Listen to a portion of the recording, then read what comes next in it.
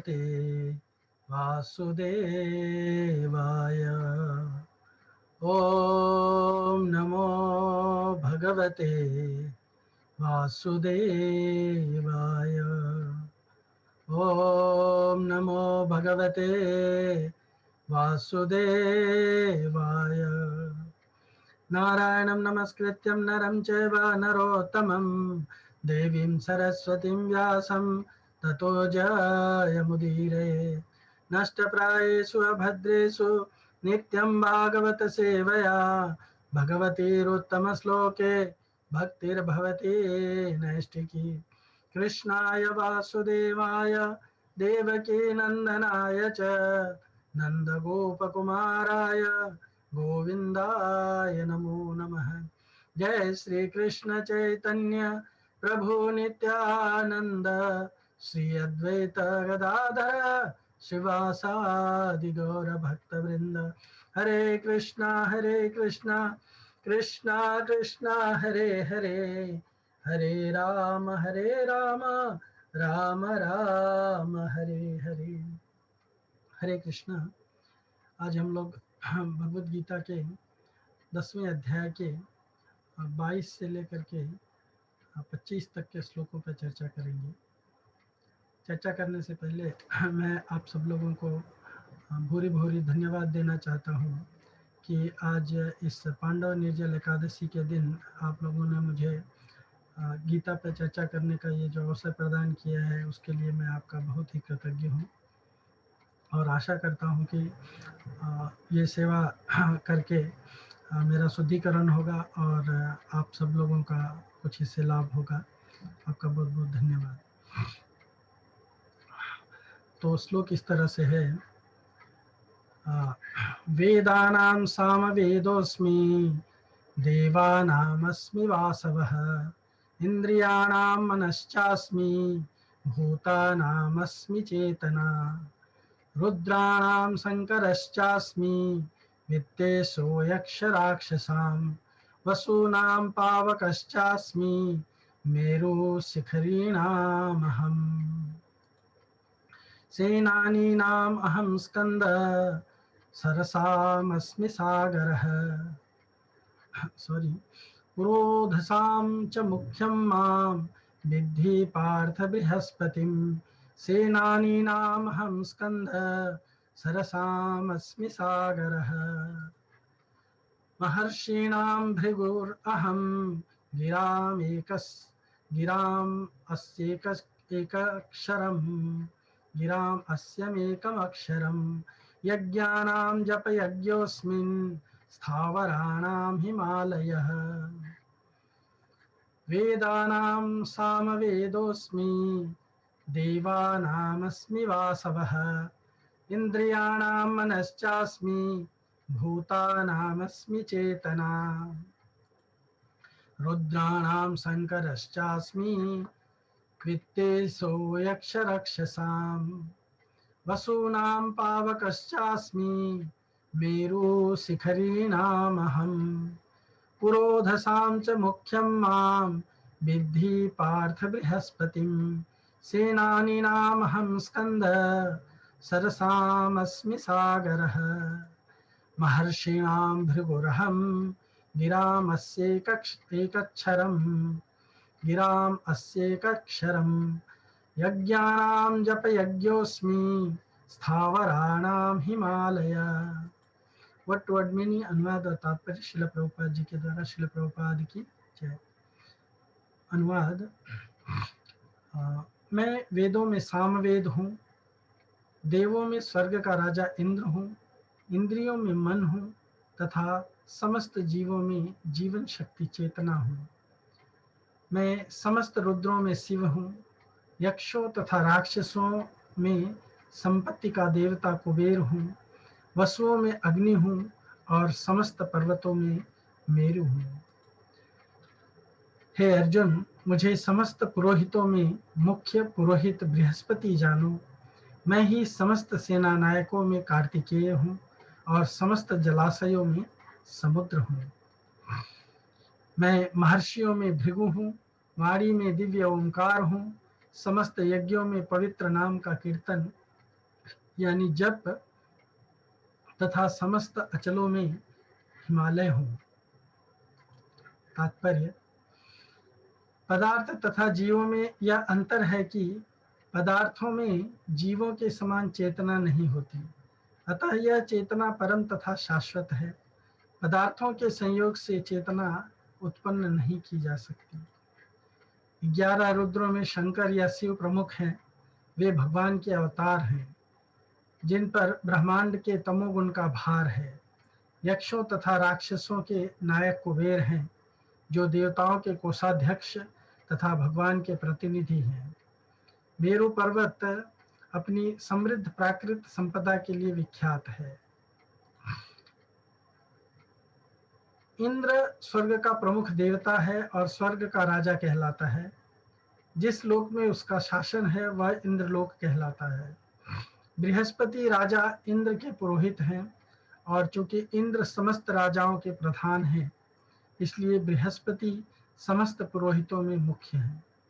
जैसे इंद्र सभी राजाओं के प्रमुख हैं, इसी प्रकार पार्वती तथा शिव के पुत्र स्कंद या कार्तिकेय समस्त सेनापतियों में प्रधान हैं। समस्त जलाशयों में समुद्र सबसे बड़ा है। कृष्ण के ये स्वरूप उनकी महानता के सूचक हैं। ब्रह्मांड के प्रथम जीव ब्रह्मा ने विभिन्न योनियों के विस्तार के लिए कई पुत्र उत्पन्न किए। इनमें से भृगु सबसे शक्तिशाली मुनि थे। समस्त दिव्य ध्वनियों में ओंकार कृष्ण का रूप है। समस्त यज्ञों में हरे कृष्ण कृष्ण कृष्ण हरे हरे, हरे राम राम राम हरे हरे का जप कृष्ण का सर्वाधिक शुद्ध रूप है। कभी कभी पशु यज्ञ की भी संस्तुति की जाती है, किंतु हरे कृष्ण यज्ञ में हिंसा का प्रश्न ही नहीं उठता। यह सबसे सरल तथा शुद्धतम यज्ञ है। समस्त जगत में जो कुछ शुभ है वह कृष्ण का रूप है। अतः संसार का सबसे बड़ा पर्वत हिमालय भी उन्हीं का स्वरूप है। पिछले श्लोक में मेरु का उल्लेख हुआ है, परंतु मेरु तो कभी कभी सचल होता है, लेकिन हिमालय कभी भी चल नहीं है। अतः हिमालय मेरु से बढ़ करके है। यहाँ तक श्रील प्रभुपाद जी का तात्पर्य है। अब इसके बाद में हम लोग थोड़ा इस पर और चर्चा करेंगे, इसको समझने का प्रयत्न करेंगे। ओम अज्ञानतिमिरन्धस्य ज्ञानाञ्जनशलाकया चक्षुरुन्मीलितं येन तस्मै श्रीगुरवे नमः।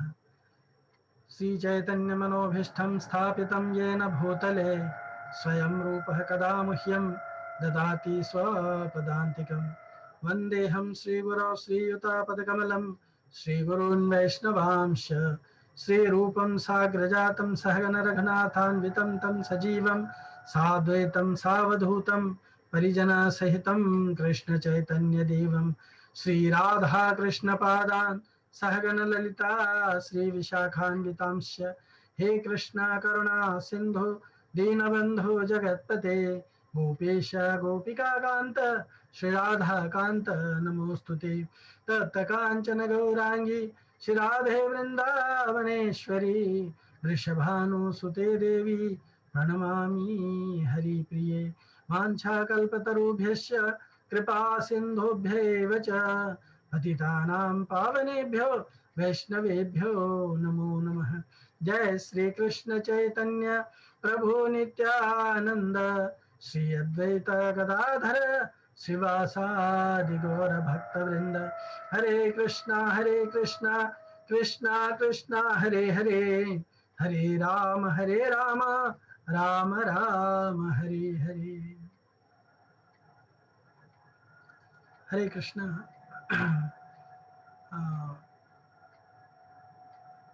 अर्जुन ने भगवान से इस चैप्टर में आरंभ में प्रश्न किया था।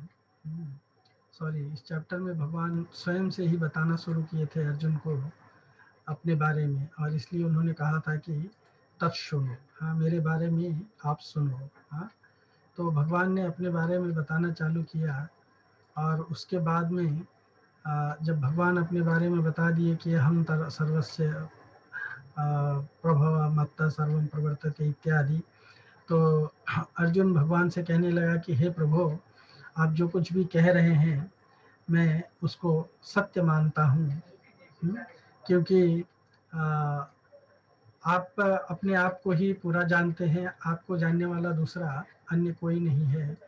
हाँ, और आप अपने बारे में बताने के लिए समर्थ हैं, और आप ही अपने बारे में अच्छी तरह से बता सकते हैं। हाँ, तो आप कृपा करके मुझे अपने बारे में बताइए।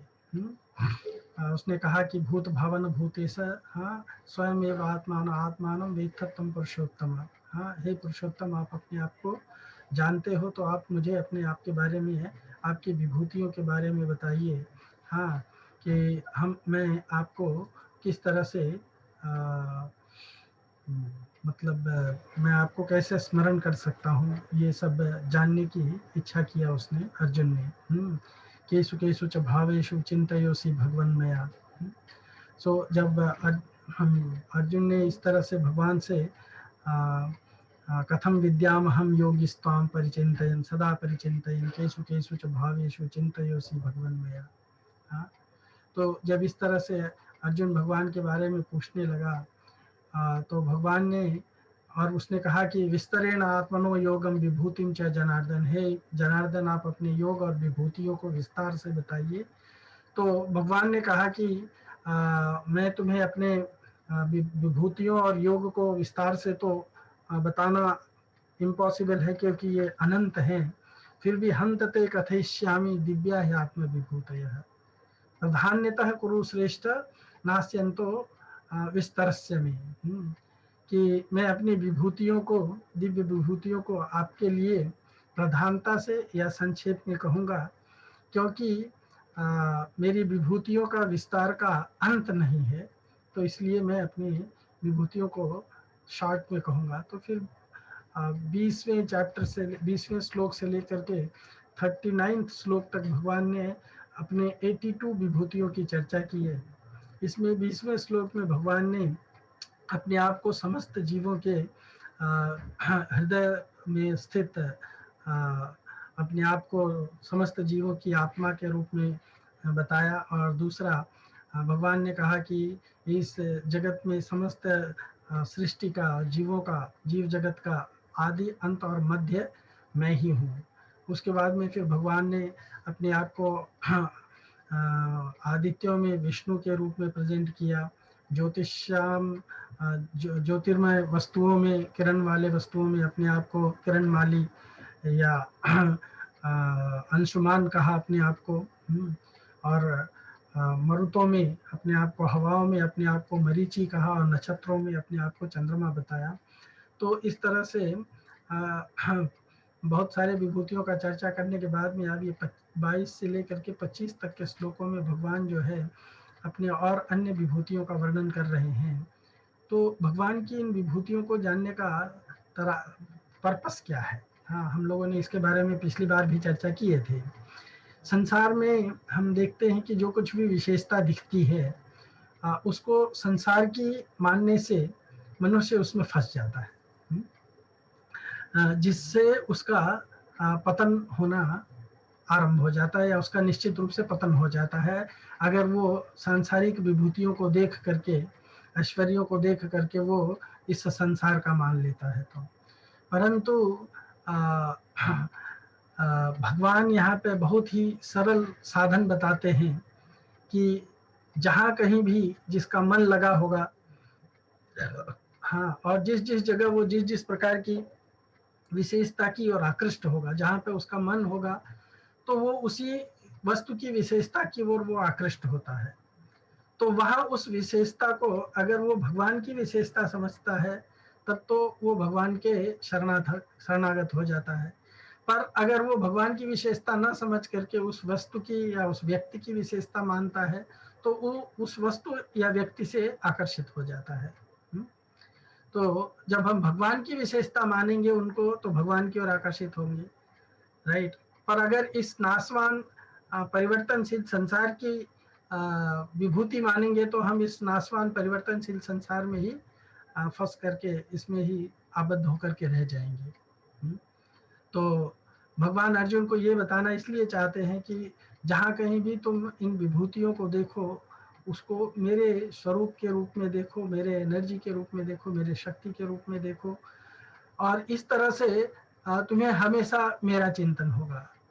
और फिर इस संसार का या इस सांसारिक जीव जगत का चिंतन नहीं होगा। और जब इस संसार का चिंतन नहीं होगा तो इस सांसारिकता में नहीं फंसोगे।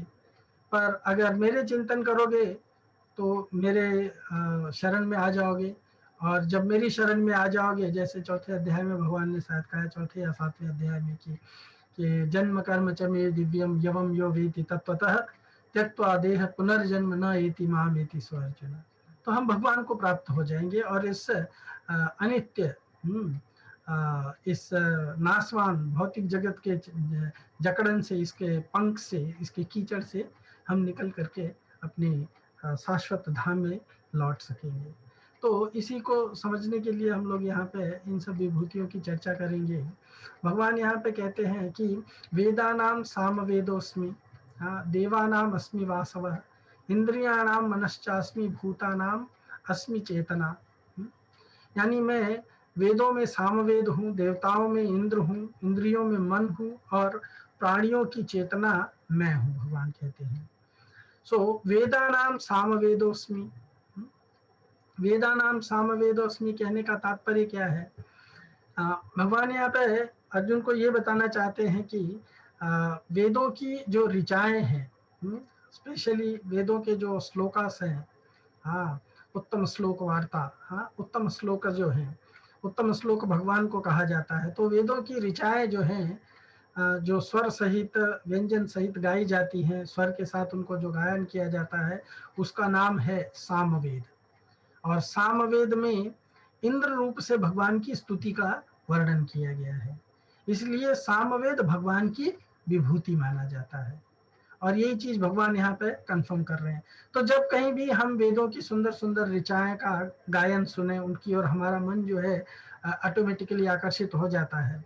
हम देखते हैं कि कभी कभार जो लोग बहुत सुंदर तरीके से मंत्रों का उच्चारण करते हैं या वेदों की ऋचाओं का गायन करते हैं, प्रार्थनाओं का गायन करते हैं, तो हम उसकी ओर आकृष्ट हो जाते हैं।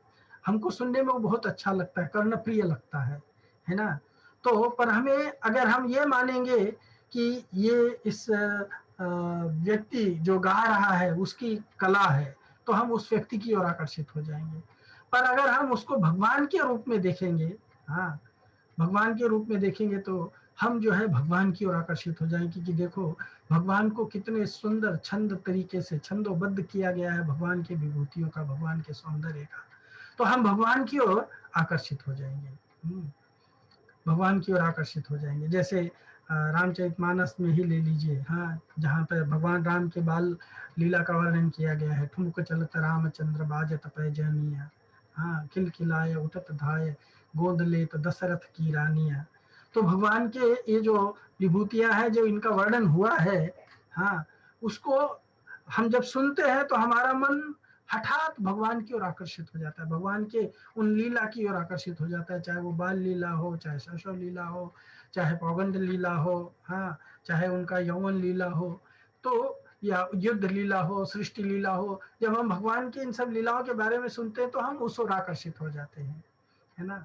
तो वेदों में जो वर्णन किया गया है, सामवेद में विशेष करके, हाँ, जिसमें इंद्र रूप से भगवान की स्तुति की गई है, तो हम अगर उसको भगवान की स्तुति है, भगवान के रूप में उस सामवेद की ऋचाओं को देखेंगे या वेदों की ऋचाओं को देखेंगे, तो वेदों के पठन पाठन से हम भगवान की ओर आकृष्ट होंगे। और फिर जब हम भगवान की ओर आकृष्ट होंगे तो हमारा चिंतन मनन जो है वो भगवान पर रहेगा।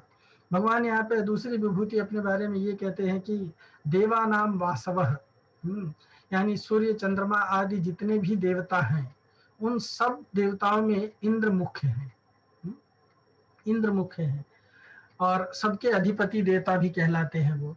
इसलिए भगवान ने उनको अपनी विभूति बताया गया है कि इंद्र के रूप में मेरी ही विभूति जो है वो इंद्र के रूप में प्रकट होकर के कार्य करती है। तो यहाँ पे भगवान ने अपने आप को इंद्र के रूप में, समस्त देवताओं में इंद्र के रूप में प्रस्तुत किया है। और इंद्रियाणाम मनश्चास्मि, हाँ, यानी नेत्र, कान आदि ये सब इंद्रियों जो है, ये जो इंद्रियां हैं, इन सभी इंद्रियों में, हाँ, कर्मेंद्रियों में या ज्ञानेंद्रियों में मन जो है वो मुख्य है। सो इंद्रियाणाम दशैकम च जिसको कहा जाता है। हाँ, तो 10 1 11, तो 11वां मन है। तो मन जो है वो सभी इंद्रियों का स्वामी कहलाता है। सब इंद्रियां मन के साथ रहने से या मन को साथ में लेकर के ही काम करती है। कोई भी इंद्रिय मन के साथ में न रहने से इंद्रियां काम नहीं करती है। अगर मन नहीं साथ में रहता है तो इंद्रियां जो है वो यूजलेस है। हाँ, वो इंद्रियों का कोई वैल्यू नहीं रह जाता है। यदि मन का साथ ना हो तो इंद्रियों के सामने विषय आने पर भी हाँ, उसको न तो विषयों का ज्ञान होगा और ना ही तो उन विषयों के वो क्वालिटी जान सकेगा। हाँ, कि ये सही है या कैसे है। तो उन विषयों का उसको कोई ज्ञान नहीं हो सकता है अगर उसके साथ में उसका मन नहीं होता है। मन में ये विशेषता भगवान में से ही आती है। हाँ, इसीलिए भगवान ने मन को अपनी विभूति बताया है। और फिर भगवान कहते हैं भूता नाम अस्मि चेतना, यानी संपूर्ण प्राणियों में हाँ कि जो चेतना शक्ति है, संपूर्ण प्राणियों के अंतर जो चेतना है, कॉन्शियसनेस है, या जो प्राण शक्ति है, जिसको जो इस जीव को चलायमान रखती है। हाँ, जिससे मरे हुए आदमी की अपेक्षा सोए हुए आदमी की विलक्षणता दिखाई देती है ना। तो उसे भगवान ने अपनी विभूति बताया है। वो विभूति क्या है? भगवान जो है समस्त जीवों की चेतना है। हाँ, चेतना जो है वो भगवान का अंश है। हाँ, जिसको आत्मा कहते हैं। चेतना एक्चुअली आत्मा का सिम्टम है, लक्षण है। जहां जहां आत्मा होती है वहां वहां चेतना होती है। तो भगवान कहते हैं कि जहां जहां जीव है उसमें जो चेतना है वो चेतना मेरे कारण है। जब मैं नहीं हूं चेतना नहीं है। इसी से मरा हुआ आदमी है ना, और सोया हुआ आदमी के अंदर चेतना है, इसलिए उसको मरा हुआ नहीं गिनते हैं। लेकिन मरे हुए आदमी जो है यद्यपि दिखता सोए हुए आदमी के जैसा है, लेकिन चूंकि उसमें चेतना नहीं है तो वो मरा हुआ दिखता है, मरा हुआ कहलाता है ना। सो इन विभूतियों में जो विशेषता है वो भगवान से ही आई है। इसमें से कोई भी विभूति जो है, हाँ, चाहे वो वेदों की विभूतियां हैं, हाँ, साम वेद का जो ऋचाएँ हैं, हाँ, जो इंद्र की शक्ति सामर्थ्य है, हाँ, जो मन है, जो चेतना है, ये सब जो है इनकी स्वतंत्र विशेषता नहीं है। ये सब भगवान के इससे इनके अंदर विशेषता प्रकट होती है। फिर भगवान कहते हैं कि रुद्राणाम शंकरश्चास्मि वित्तेषो यक्ष राक्षसाम वसूनाम पावकश्चास्मि मेरु शिखरी नाम अहम, है ना। सो भगवान कहते हैं कि रुद्राणाम शंकरश्चास्मि। हाँ, हर बहुरूप त्र्यंबक आदि 11 रुद्रों में शंभु या शंकर सबके अधिपति हैं। राइट। तो ये शंभु या शंकर जो है ये जो सबके अधिपति हैं। ऐसे तो बहुत सारे रुद्र हैं। Rudras are 11 form. हाँ, उनके 11 रूप हैं। हर हाँ बहुरूप त्रयंबक अपराजित, देन वृषकपि, शंकर, हाँ, कपर्दी, रैवत, मृग मृग मृगव्याध, हाँ, सर्व कपाली। तो ये और अन्य अन्य पुराणों में इनके और अनेक प्रकार के नाम दिए गए हैं। इनके विभिन्न विभिन्न प्रकार के नाम भी दिए गए हैं। तो भगवान कहते हैं कि इन समस्त रुद्रों में मैं शिव हूँ। हाँ, शिव होने का मतलब क्या है? शिव होने का मतलब क्या है? इसमें शिव होने का मतलब है, कहा जाता है कि ये 11 रुद्र में, हाँ, ये 11 रुद्र सबसे बड़े हैं। हाँ, 11 रुद्रों में सबसे बड़े हैं शंकर जी। और शंकर जी को संहार का देवता कहा जाता है। शंकर जी का संहार का देवता कहा जाता है। यद्यपि शंकर जी सौम्य आकृति, हाँ, में दिखाई देते हैं और कभी कभी रौद्र रूप, दोनों में विख्यात हैं। राइट। सृष्टि की उत्पत्ति, स्थिति, संहार, इन सब के अधिपति शिव है। शिव मतलब ऑस्पिशियस होता है। त्रिदेवों में भगवान शिव संहार के देवता माने गए हैं। शिव अनादि तथा सृष्टि प्रक्रिया के आदि स्रोत हैं और ये महाकाल है। ज्योतिष काल के आधार पर इस तरह से बताया जाता है। राइट। तो भगवान शंकर जो है, जो रुद्र है, 11 रुद्र हैं, उसमें शिव जो है या शंकर जो है, भगवान कहते हैं कि वो शिव मैं हूँ। वो शिव मैं हूँ। राइट।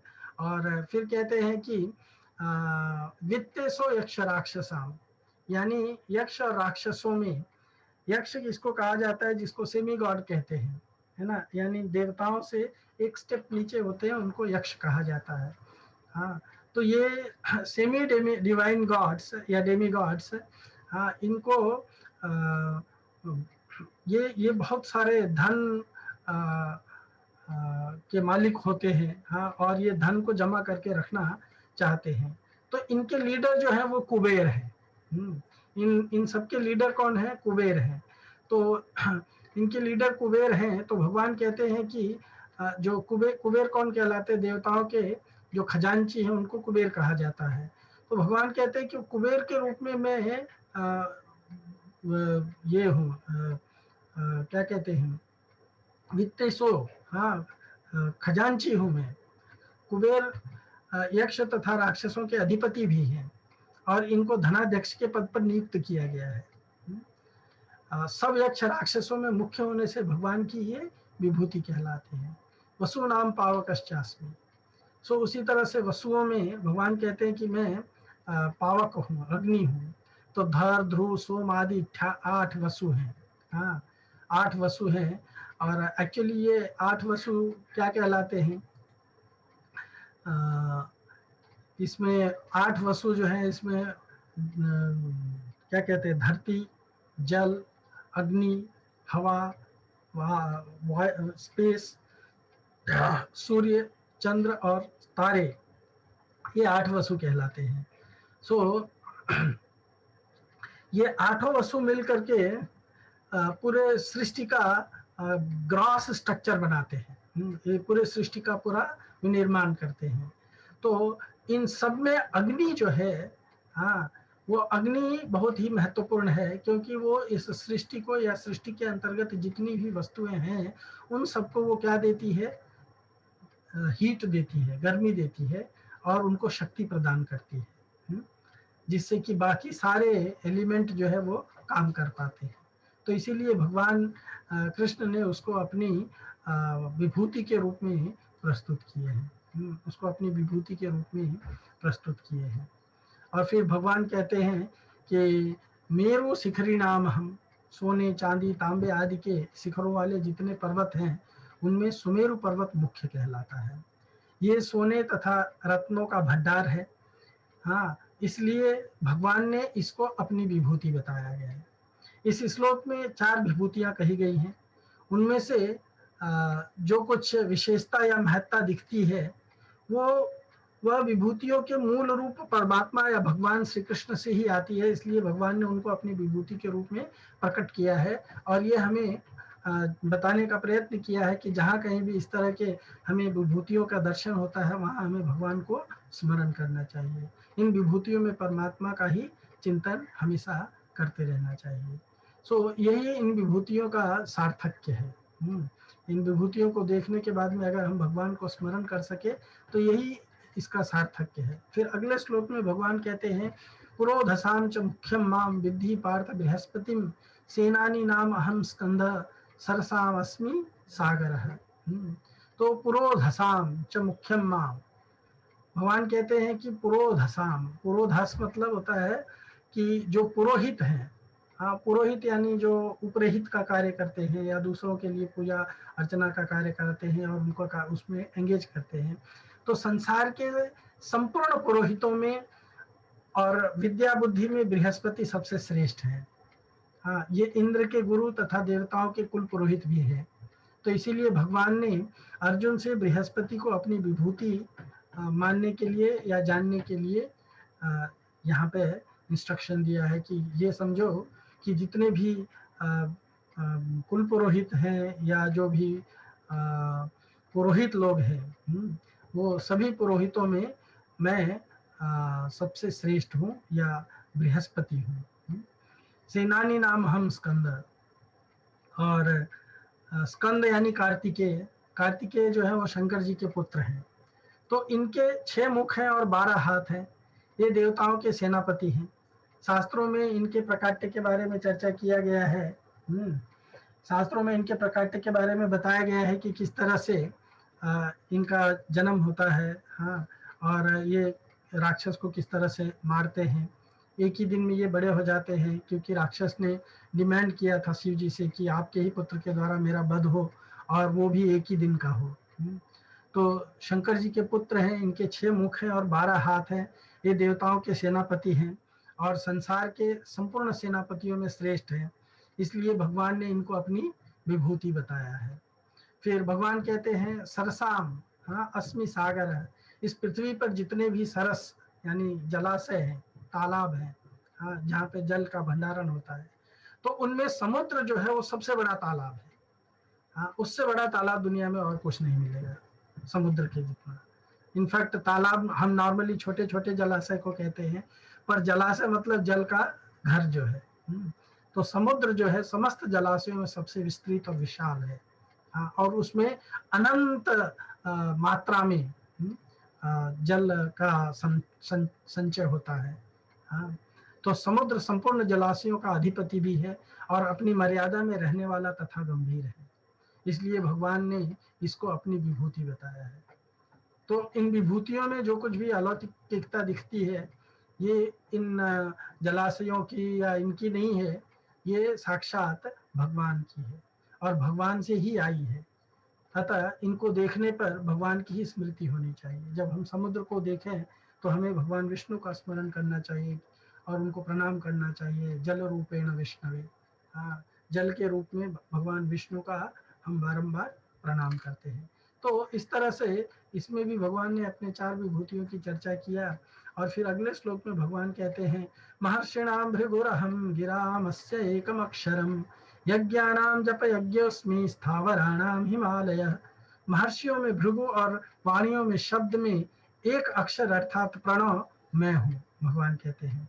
और संपूर्ण यज्ञों में जप यज्ञ और स्थिर रहने वालों में हिमालय मैं हूँ।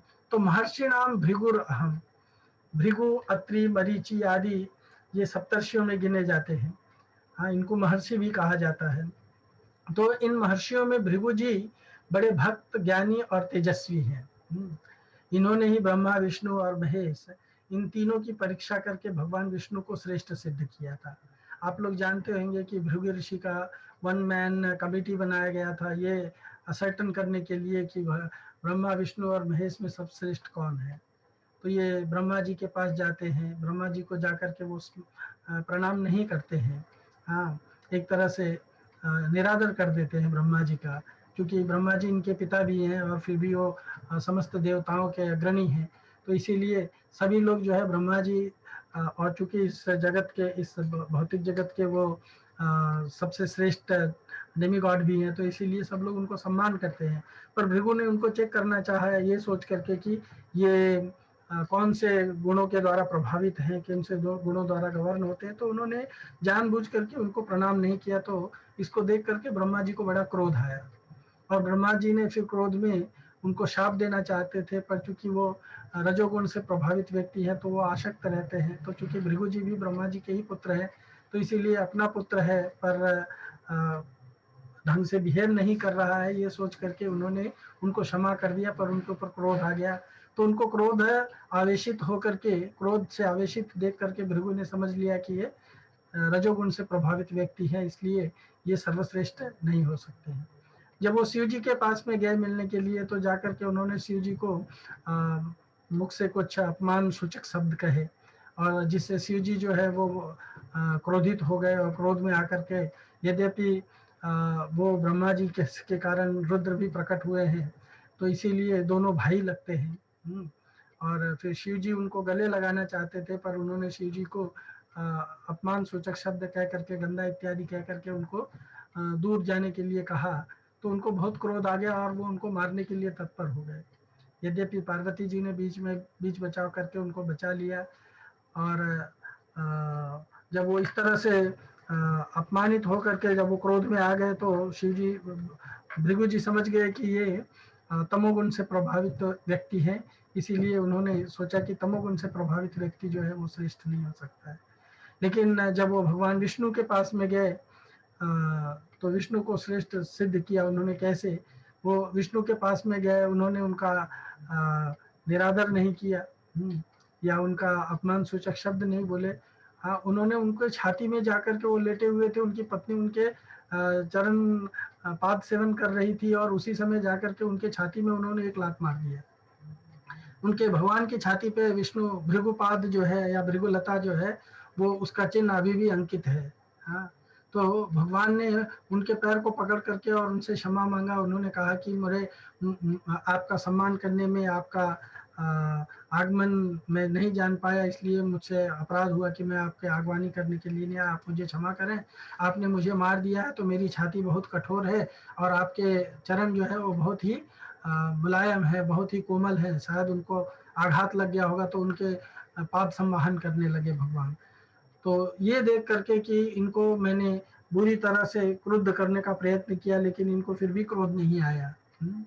तो वो जान गए कि भगवान विष्णु जो है वो सतोगुण को मैनेज करने वाले हैं, और इसलिए उन्होंने विष्णु को सर्वश्रेष्ठ सिद्ध किया। भगवान विष्णु भी अपने वक्षस्थल पर इनके चरण चिन्ह को भृगुलता के नाम से धारण करते हैं, इसलिए भगवान ने इनको अपनी विभूति के रूप में बताया है। हाँ, फिर भगवान कहते हैं गिरामस्य एका अक्षरम। हाँ, तो सबसे पहले 3 मात्रा वाला प्रणव प्रकट हुआ। प्रणव को ओंकार कहा जाता है, उसको एक अक्षर भी कहा जाता है। फिर प्रणव से त्रिपदा गायत्री प्रकट हुई, त्रिपदा गायत्री से वेद, और वेद से शास्त्र प्रकट हुए। हाँ, पुराण आदि संपूर्ण मार्ग में जगत प्रकट हुआ। जितने भी पुराण इत्यादि जो भी शब्दों से ही तो प्रकट हुए हैं, जितने भी साहित्य है। तो इन सब का कारण होने के कारण इन सब में श्रेष्ठ कौन है? एक अक्षर मंत्र, जिसको ओम कहा जाता है। हाँ, सो भगवान ने श्रेष्ठ होने से भगवान ने एक अक्षर प्रणव को अपनी विभूति बताया है। गीता में जगह जगह भी गीता में भी जगह जगह पर इसका वर्णन आता है। जैसे 7वें अध्याय के 8वें श्लोक में आया है, प्रणव सर्व वेदेषु, यानी संपूर्ण वेदों में मैं प्रणव हूँ। ओम इत्येकाक्षरम ब्रह्म व्यवहारन माम अनुस्मरन यह प्रयाति त्यजद्देहम स याति परमागतिम। 8वें अध्याय के 13वें श्लोक में कहा गया है कि जो मनुष्य ओम इस अक्षर प्रणव का उच्चारण करके और भगवान का स्मरण करके शरीर छोड़ कर जाता है, वह परम गति को प्राप्त होता है। फिर 17वें अध्याय के 24वें श्लोक में कहा गया है तस्मादोमित्युदाहृत्य यज्ञ दान तप क्रिया प्रवर्तन्ते विधानोक्त सततम ब्रह्मवादिनः। वैदिक लोगों की शास्त्र विहित यज्ञ दान और तप रूप क्रियाएं प्रणव का उच्चारण करके ही संपन्न होती हैं। यानी प्रणव जो है एक तरह से भगवान को एड्रेस करना है। प्रणव जो है वो भगवान को एड्रेस करना है, और सर्वप्रथम शब्द होने के कारण, शब्द ध्वनि होने के कारण, शब्द ध्वनि होने के कारण भगवान ने उसको अपने विभूति के रूप में प्रेजेंट किया है। हम जितने भी यज्ञ की ऋचाएं, यज्ञ में जितने भी अनुष्ठान इत्यादि में जितने भी मंत्र बोलते हैं, हर मंत्र से पहले सबसे पहले ओंकार का स्मरण किया जाता है। इसीलिए जैसे ओम पूर्णमदः पूर्णमिदं पूर्णात् पूर्णमुदच्यते पूर्णस्य पूर्णमादाय पूर्णमेवावशिष्यते। तो ओम शब्द है ना, तो ओम जो है वो सबका प्रथम है। फिर भगवान कहते हैं यज्ञानाम जप यज्ञोस्मि, यानी मंत्रों से जितने यज्ञ किए जाते हैं उनमें अनेक वस्तु पदार्थों की, विधियों की आवश्यकता पड़ती है, और उनको करने में कुछ न कुछ दोष आ ही जाता है। परंतु जप यज्ञ अर्थात भगवान नाम का जप करने से किसी भी प्रकार का पदार्थ की, विधि की आवश्यकता नहीं पड़ती है। इनफैक्ट जब बलि महाराज को भगवान ने 3 पग जमीन माप करके उनको जब अपने शरण में ले लिया, तो उस समय भगवान जो है इनके पास गए, जो शुक्राचार्य हैं। तो शुक्राचार्य को भगवान ने पूछा कि शुक्राचार्य आप तो बलि के गुरु हैं, हाँ, बलि के इसमें क्या कमी रह गई आपके शिक्षा में कि बलि जो है आपकी बात नहीं माना, और वो मेरी शरण में आकर के और अपना सब कुछ गंवा बैठा। हाँ, तो शुक्राचार्य कहते हैं, भागवत में इस श्लोक का उदाहरण दिया गया है कि मंत्र तश्छिद्रम तंत्र तश्छिद्रम। हाँ, मंत्र में छिद्र हो सकता है, तंत्र करने में, तंत्र मुद्रा इत्यादि में छिद्र हो सकता है, यानी मिस्टेक्स हो सकते हैं, हाँ कमियां हो सकती है। सर्वम करोति निश्छिद्रम तव नाम अनुकीर्तनम, आपका नाम का अनुकीर्तन करना सब प्रकार के छिद्रों को, सब प्रकार के दोषों को दूर कर देता है, सब प्रकार के दोषों को दूर कर देता है।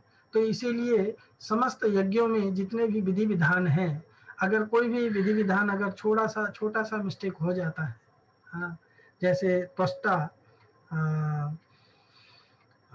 त्वष्टा जो है वो यज्ञ कर रहे थे इसके लिए इंद्र शत्रु को प्रकट करने के लिए, पर उन्होंने वो जो मंत्र जप रहे थे वो, है ना, इंद्र शत्रु विवर्धस्व, ये मैंने आप लोग को कई बार बताया है। तो इंद्र शत्रु विवर्धस्व वो षष्ठी तत्पुरुष समास में जप रहे थे। और एक होता है एक कोई तो और एक समास होता है जिसमें जप करने से उसका अर्थ अलग होता है, और दूसरे समास में जप करने से उसका अर्थ अलग होता है उच्चारण करने से। हाँ, तो उनको उच्चारण करना चाहिए था इंद्र शत्रुः, हाँ, इंद्र को मारने वाला, इंद्र का शत्रु विवर्धस्व, उसका वर्धन हो, वो प्रकट हो। लेकिन इंद्र शत्रु, हाँ, विवर्धस्व कह दिया उन्होंने, यानी इंद्र के द्वारा मारे जाने वाला व्यक्ति जो है वो प्रकट हो, तो उस तरह से वृत्रासुर प्रकट हो। तो हर प्रकार से मंत्रों में थोड़ा सा उच्चारण में, विधि विधान में कमी रह सकती है, और जिससे कि हमारा पूरा का पूरा अनुष्ठान फेल हो सकता है। लेकिन जप करने में किसी भी प्रकार का अनुष्ठान फेल नहीं होता। क्यों? क्योंकि हाँ, कहा जाता है मूर्खो वदति विष्णाय, पंडिता वदति विष्णवे। मूर्ख जो है विष्णवे कहता है, विष्णाय कहता है, विष्णाय कोई शब्द नहीं है ना। और पंडिता वदति विष्णवे, और पंडित जो है, विद्वान व्यक्ति जो है वो बराबर उच्चारण करता है। हाँ, उभयोर अपि दृष्टांतस भावग्राही जनार्दन, लेकिन भगवान चूंकि भावग्राही है तो वो दोनों को समान रूप से देख लेते, वो जान लेते कि एक मूर्ख व्यक्ति भले जप रहा है पर वो मुझे ही बुला रहा है। तो नाम संकीर्तन जो है उसमें किसी भी प्रकार का नाम यज्ञ जो है, तो भगवान इसीलिए कह रहे हैं कि समस्त यज्ञों में मैं जप यज्ञ हूँ। क्यों? क्योंकि जप यज्ञ में किसी भी प्रकार का कोई अपवाद होने का संभावना नहीं रहती है, अनलेस एंड अनटिल, हाँ, हमारा भावना ही, राइट।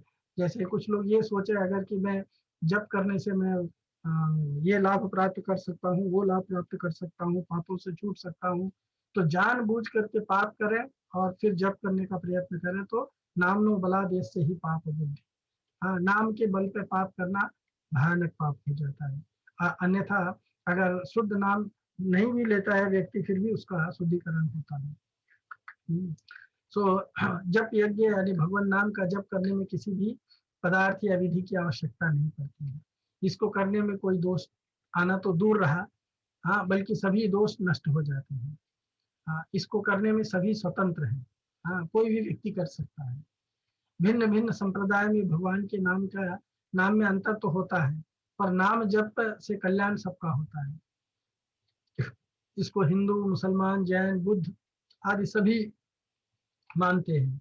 इसलिए भगवान ने जप यज्ञ को अपनी विभूति बताया है। और फिर भगवान कहते हैं स्थावराणाम हिमालय, स्थिर रहने वाले जितने भी पर्वत हैं उन पर्वतों में हिमालय तपस्या का स्थल होने से महान पवित्र है और सबका अधिपति है। गंगा, यमुना आदि जितनी तीर्थ स्वरूप पवित्र नदियां हैं, ये सभी प्राय हिमालय से प्रकट होती हैं। भगवत प्राप्ति में हिमालय का स्थल जो है वो बहुत ही सहायक है। आज भी अगर देखा जाए तो दीर्घ आयु वाले बड़े बड़े योगी और संत जन हिमालय की गुफाओं में साधन भजन करते हुए पाए जाते हैं। नर नारायण ऋषि भी हिमालय में जगत के कल्याण के लिए आज भी तपस्या कर रहे हैं। हिमालय भगवान शंकर का ससुराल भी कहा जाता है, और स्वयं शंकर भी इसी के एक शिखर कैलाश पर्वत पर रहते हैं। इसलिए भगवान ने हिमालय को अपनी विभूति के रूप में ही बताया है। हिमालय को भगवान ने अपनी विभूति के रूप में बताया है। तो इन विभूतियों को देख करके हमें ये समझना चाहिए कि इन विभूतियों से हम अगर इन विभूतियों को देख करके हम भगवान को स्मरण करेंगे तो हमारा आकर्षण भगवान की ओर होगा। हम और भगवान हमको अपनी इन विभूतियों के बारे में इसीलिए बता रहे हैं कि हम जहाँ कहीं भी इन विभूतियों को देखें, जहाँ कहीं भी इस प्रकार के ऐश्वर्य को देखें, तो हमें भगवान का स्मरण होना चाहिए। और जब हम भगवान का स्मरण करेंगे तो कृष्ण स्मरण बिना, हाँ, कृष्ण का स्मरण करने से हमारा जीवन सफल होगा। कृष्ण के स्मरण के बिना हमारा जीवन जो है निष्फल हो सकता है। आपका बहुत बहुत धन्यवाद। Thank you so much. Hare Krishna.